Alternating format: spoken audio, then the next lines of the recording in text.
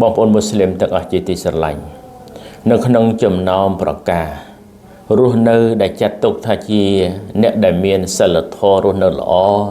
មានកប្បកិរិយាសមសួនស្របទៅតាមច្បាប់អល់ឡោះបង្គាប់ប្រើ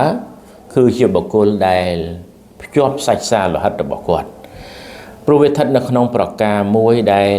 អល់ឡោះជាម្ចាស់បង្គាប់ប្រើហើយរ៉ាស៊ូលរបស់អល់ឡោះស៊ុបហានជាម្ចាស់ក៏បង្គាប់ប្រើជាងការតបជាប់សាច់សាលោហិតរបស់ខ្លួននេះគឺវាមានសារៈសំខាន់ណាស់ក្នុងការរស់នៅនៅក្នុងសង្គមក្នុងការរស់នៅនៅក្នុងភូមិស្រុករបស់ខ្លួនពាក្យថាការតបជាប់សាច់សាលោហិតរបស់ខ្លួននេះគឺសំដៅទៅលើការធ្វើល្អទៅលើពួកគេទៅធ្វើល្អទៅគ្រប់រូបភាពទាំងអស់ទៅលើសាច់សាលោហិតរបស់ខ្លួនទាំងពាក្យសម្ដីទាំងកាយវិការទាំងការចែករំលែកនៅទ្រព្យសម្បត្តិទៅតាមលទ្ធភាពដែលយើងអាចមានហើយទាំងការទៅលេងគាត់ជាប្រចាំហើយការបួងសួងឲ្យបានល្អដល់ពួកគាត់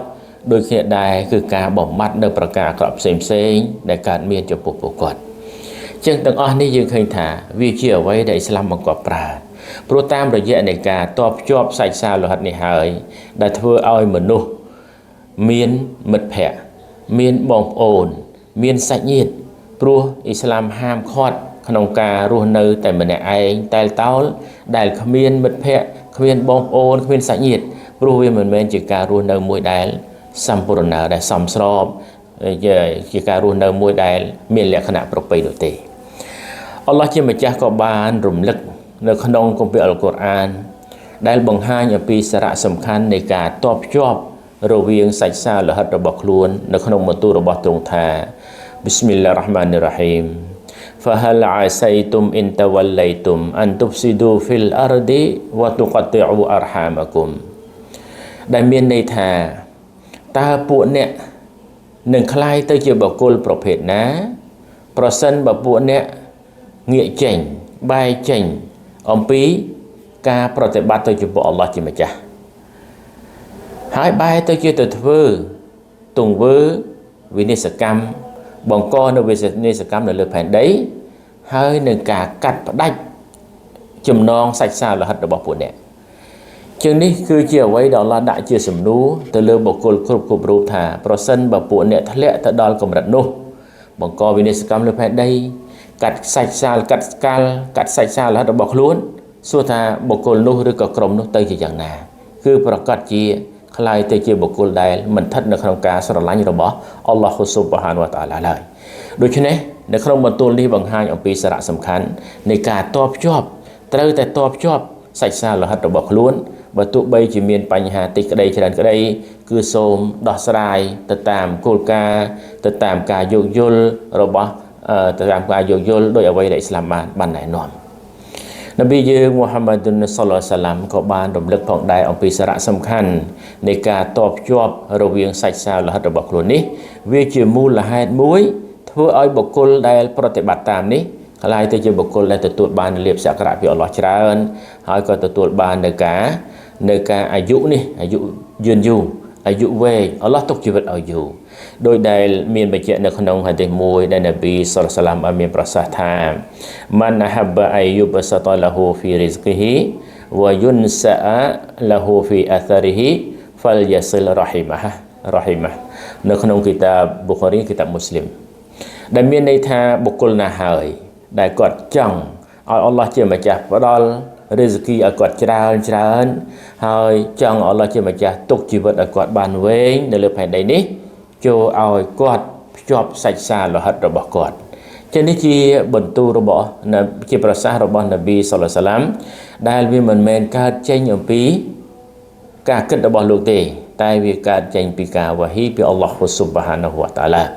ដូច្នេះយើងឃើញថាការជំរុញរបស់សាសនាឥស្លាមនេះគឺមិនចង់ឲ្យមានការបែកបាក់មិនចង់ឲ្យមានការប្រេះស្រាំនៅក្នុងក្រុមគ្រួសារនៅក្នុងសង្គមនៅក្នុងភូមិស្រុករបស់ខ្លួននោះទេផ្ទុយទៅវិញគឺសាសនាឥស្លាមបានណែនាំគ្រប់ជ្រុងជ្រោយទាំងអស់គឺមនុស្សទៅរស់នៅដោយការសាមគ្គីគ្នាមនុស្សទៅរស់នៅដោយការយោគយល់គ្នាមនុស្សរស់នៅដោយការជួយគ្នាទៅវិញទៅមកពីព្រោះថាពេលណាហើយដែលបុគ្គលម្នាក់ គាត់រស់នៅតែឯងដោយគ្មានមិត្តភ័ក្តិដោយគ្មានអ្នកជិតខាងដែលត្រូវជាមួយគេដោយគ្មានសាច់សាលោហិតដែលរាប់រយជាមួយទេនោះដោយសារតែគាត់ម្នាក់ឯងតែម្ដងគឺទង្វើរូបភាពនៃការរស់នៅនេះគឺគ្មានសុភមង្គលទេនប៊ីយើងមូហាម៉ាត់សាឡាមក៏បានរំលឹកនៅក្នុងប្រសាសន៍មួយទៀតដែលបង្ហាញថា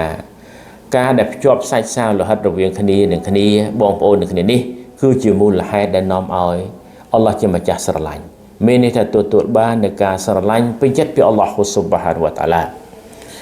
រ៉ាស៊ូលឡោះសាឡាមបានរំលឹកថាអ៊ីនណារ៉ាហ៊ីម៉ាសៃណាតុនមីនរ៉ាហ្មាន فقال الله تعالى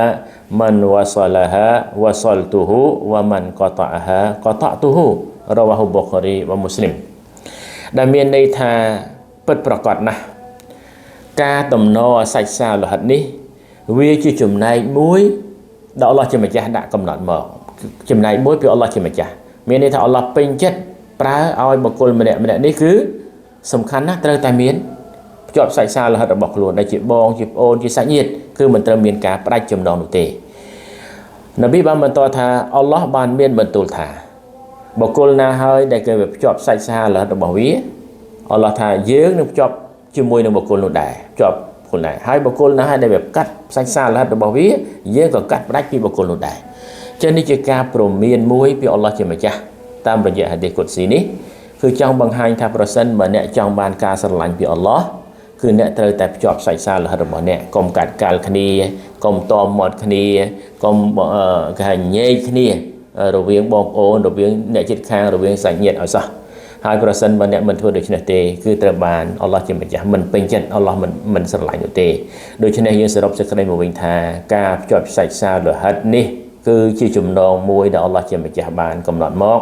ហើយនប៊ីសល្លាមក៏តែងតែផ្ដល់នូវការក្រើនរំលឹកដល់ប្រជាជនរបស់លោកមិនត្រូវឲ្យមានការកាត់ឡើងនៃការកាត់កាល់ស្អប់គ្នារហូតដល់មិនរាប់រកគ្នានោះទេនេះមិនមែនជាអ្វីដែលឥស្លាមបង្កប់ប្រើនោះទេ هذا وصلى نبينا محمد وعلى آله وصحبه أجمعين السلام عليكم ورحمة الله تعالى وبركاته